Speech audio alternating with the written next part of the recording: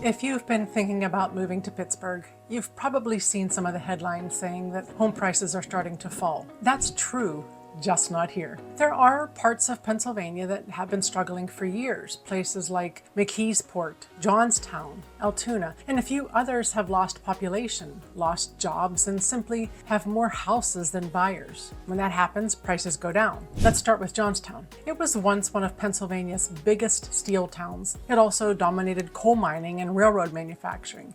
Today, it's dealing with a much smaller population, an aging housing stock, and far fewer buyers than homes. That's one of the reasons the average home value is around $93,000. To put that into perspective, around much of the Pittsburgh area, $93,000 probably isn't buying you a house that you'd want to move into. In Johnstown, it's around the average.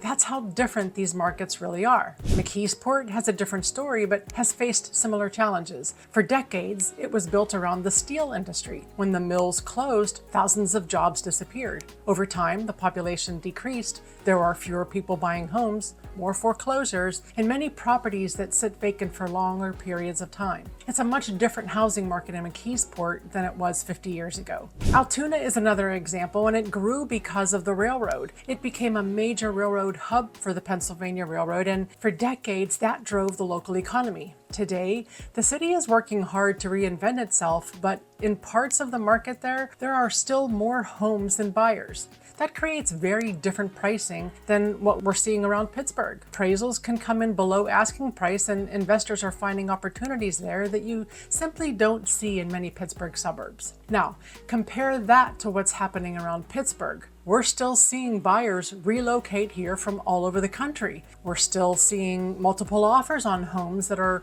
priced well, and yes, we're still seeing homes sell over asking price. So if you're thinking about moving here, I don't want those headlines to scare you because they don't tell the whole story. Pittsburgh has something these communities don't have today: a much more diversified economy. A big part of the reason is healthcare, universities, technology, manufacturing, financial services, the airport. People continue to move here because there are opportunities, and compared to a lot of the country, your money still goes a lot farther here than it does in places like Texas, Florida, Arizona, or California. I've had buyers from all over the country look at homes here and say, wait, that's all this house costs? They're genuinely surprised by how much house they can buy. People talk about the Pittsburgh market like it's one big market. It isn't. It's important for me to say, though, that this isn't about one town being better than another. Every community has its own history and its own economy. I'm simply explaining why the housing markets are different. Now, let's talk about how different parts of Pittsburgh offer completely different lifestyles. One of the things that I love most about Pittsburgh is that you don't have to settle for one lifestyle. You can drive 20 or 30 minutes and feel like you're in a completely different part of the country. Take Robinson Township as an example. I've lived there for almost 27 years, and people sometimes ask me why I've never moved. The answer is pretty simple. It just works for me.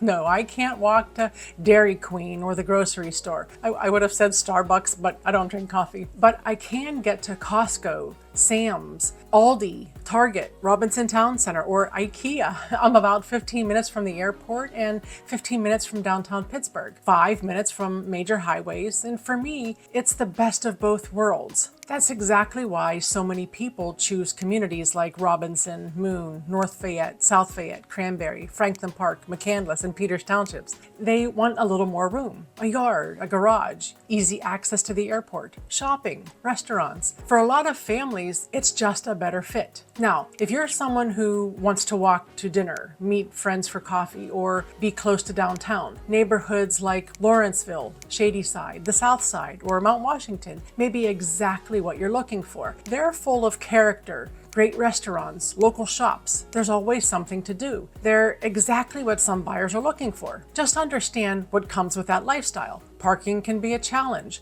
Some streets are very narrow. Many of the homes are older with smaller closets, one bathroom, very little storage, and small yards or no yard at all. That doesn't make them bad neighborhoods. It just means that they're not the right fit for everyone. And that's exactly why you can't lump the entire Pittsburgh market into one headline. Different communities attract different buyers, and that's one of the reasons the Greater Pittsburgh market has remained so resilient. Once we answer that question, finding the right house becomes a whole lot easier. So, what does all of this mean if you're thinking about moving to Pittsburgh? First, don't let a statewide headline make your decision for you. Real estate has always been local, and that's especially true here. One neighborhood can be very different from another, even if they're only 20 minutes apart. The other thing that I'd tell you is not to get caught up in trying to time the market. I've had buyers wait because they thought prices were going to come down. In many of the communities that they wanted, they didn't. In fact, some of those homes became even more expensive because there were still plenty of buyers competing for them. That's why I think it's much more important to buy the right house in the right community at the right time that's right for you. I spend my days in these neighborhoods. I know which communities are attracting buyers, which areas move a little faster, and where buyers are finding the best value for their budget. That's the kind of local knowledge that you simply can't get from a statewide headline. So, are home prices falling? The short answer is yes. In some parts of Pennsylvania, they are. But that's not the whole story. Throughout much of the Greater Pittsburgh area, demand is still strong, homes are selling quickly, and buyers are still competing for well-priced properties. That's because Pittsburgh isn't one market. Different communities attract different buyers for different reasons, and that's one of the things that has helped keep our market so resilient and so strong. So if you're thinking about relocating here, don't start by asking whether prices are going up or down. Start by figuring out where you want to live, how you want to live. Then find the community that fits your lifestyle. If you're planning a move to Pittsburgh, I'd love to help. And if you haven't already downloaded my free relocation guide, you'll find a link in the description below. Thanks for watching, and I'll see you in the next video.